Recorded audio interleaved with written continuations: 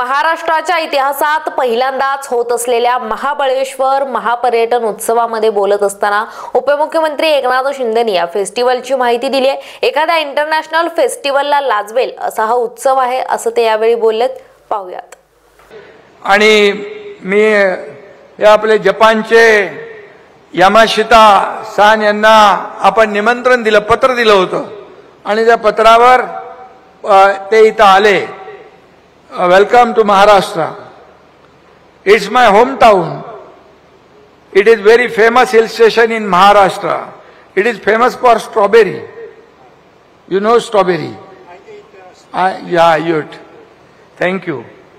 Our state government is focusing on tourism and we share cordial relation with Japan. Many companies are there in Maharashtra. JICA also supporting us, many projects.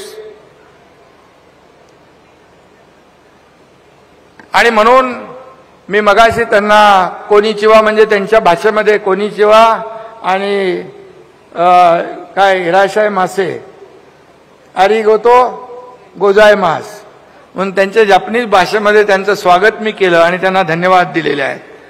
आणि म्हणून बघा असे लोक एका पत्रावर येतात, त्यामुळे महाराष्ट्रामध्ये खूप पोटेन्शियल आहे। जेव्हा आम्ही दावोसमध्ये गेलो होतो, मी मुख्यमंत्री असताना 2 वेळा 8 लाख कोटीचे आपण MOU साइन केले, 8 लाख कोटी, आणि त्यामध्ये 70 ते 80% या ठिकाणी त्याचं कन्व्हर्जन झालं। आता देवेंद्रजी मुख्यमंत्री असताना गेले जवळपास 15 लाख कोटीचे MOU साइन झाले आणि त्यामध्ये देखील जपानीज कंपन्यांनी देखील आपल्याला मोठा सहकार्य केलंय। आणि हे आपलं जे काय महाराष्ट्रात इंडस्ट्री फ्रेंडली स्टेट झालेलं आहे। आपल्याकडे चांगलं इन्फ्रास्ट्रक्चर आहे, स्किल्ड मॅन पॉवर आहे।